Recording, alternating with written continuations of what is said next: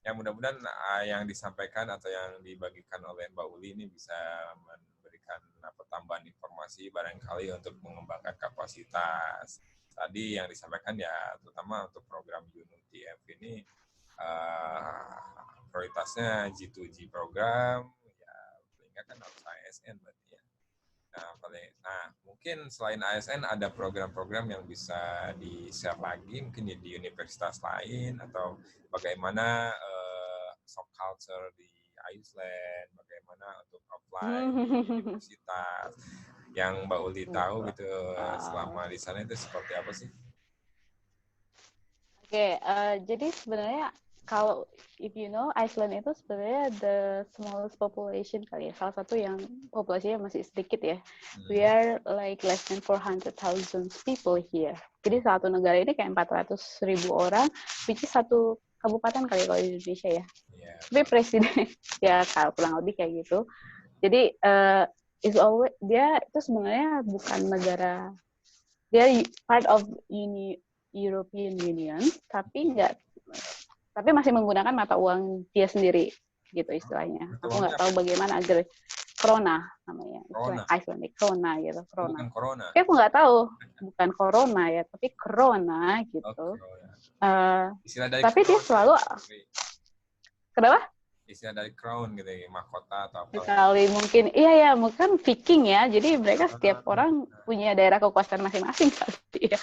Dan yang aku lihat di sini mereka itu banyak sekali berkolaborasi, especially karena aku basically jadi part of bagian research gitu, karena kita kayak joint research lah ya sekarang.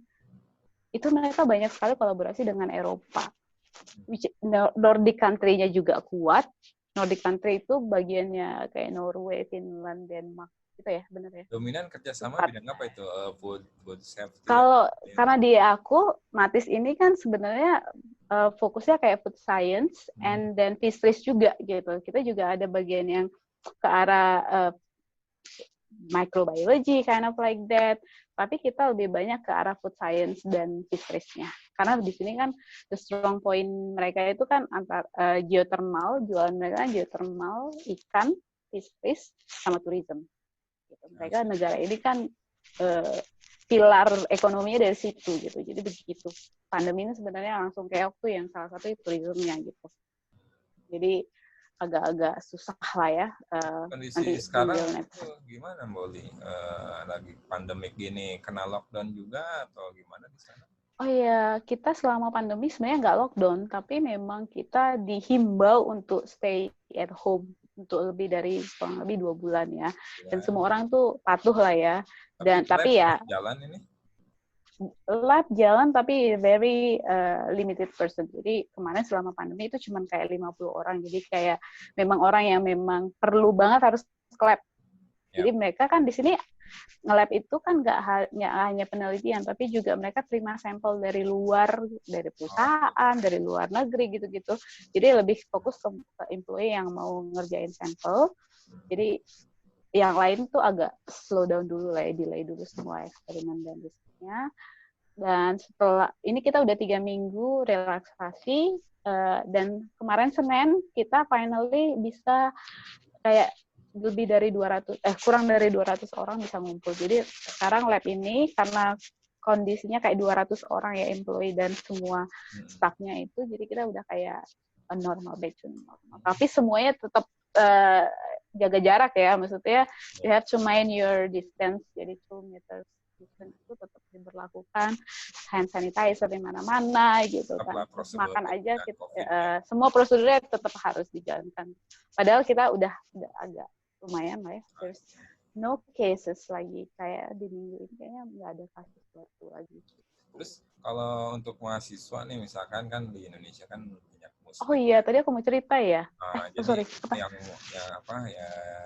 untuk mahasiswa muslim di sana ada halal restoran atau mungkin masjid atau muslim community, itu gimana tuh di Iceland? Oh iya, ada di sini ada masjid juga. Ada masjid. Aku juga kayak wow, deh appreciate di ujung negara ini saya ada satu masjid juga dan itu cukup besar loh dibangun sama pemerintah. Di ibu kotanya atau di kota pinggir? kotanya, ya di ibu kota, di Reykjavik kotanya sendiri. Dan aku agak, karena ada juga kan di sini banyak refugee juga ya, refugee Iran, Syria. Aku mau frankly speaking ya, ini kayak beda banget negara ini kan lebih suka, mereka nggak punya, kalau aku bilang kan mereka peternakannya peternakan domba ya, dan lamb-nya itu ya, jadi kita lebih banyak makan lamb daripada makan pork. Jadi orang-orang di negara ini lebih suka makan lamb karena dia lebih sehat kan, karena mereka memang growing itu di pekarangan, mereka kayak punya peternakan. Jadi kalau kita pergi ke north, pergi ke bagian north, itu kita akan melihat sepanjang jalan itu adalah peternakan domba, terus dombanya itu yang kemana-mana. Sehat, kalau menurut aku sehat banget di sini. Jadi teman-teman nggak terlalu worry lah about the halal things, karena semuanya kayak people nggak terlalu mindednya harus makan pork. Nah, spot-spot ininya piknik gimana? Spot piknik? Wow, it's so hampir setiap sudut kayaknya banyak ya. Iya, jadi landscape-nya effortless lah. Jadi kalau fotografi, yang suka fotografi dan suka kawan-kawannya atau nge-vlog, aduh, you have to come to Iceland gitu karena effortless, lu nggak perlu kemana-mana, udah cukup di situ aja, itu udah bagus banget. Kita punya kayak ratusan atau ribuan waterfall di mana-mana, sampai bingung ini namanya apa gitu. Dan di sini language-nya susah banget, maksudnya lebih banyak huruf matinya daripada huruf pokok. Yes, I'm so surprised with people here. Mereka itu negara kecil, tapi kayak mereka tahu sadar diri gitu loh. Negara ini populasi sedikit, mereka sadar diri, they speak English gitu loh. Mereka kayak biasa banget kalau ada orang yang nanya in English, mereka jawab in English gitu. Nggak kayak negara yang pengen pakai you have to learn our language. Enggak. Negara ini kayak enak banget lah. Lokalnya tapi enak ya, maksudnya bahasa lokalnya ada juga atau gimana? No, it's so difficult. Tapi kalau punya background susah. I learned Icelandic the basic class, tapi oh my god, almost fail, tapi enggak lah. Kalau punya background bahasa Jerman, mungkin bisa paham. Karena dia agak ngambil background bahasanya itu dari Jerman gitu deh.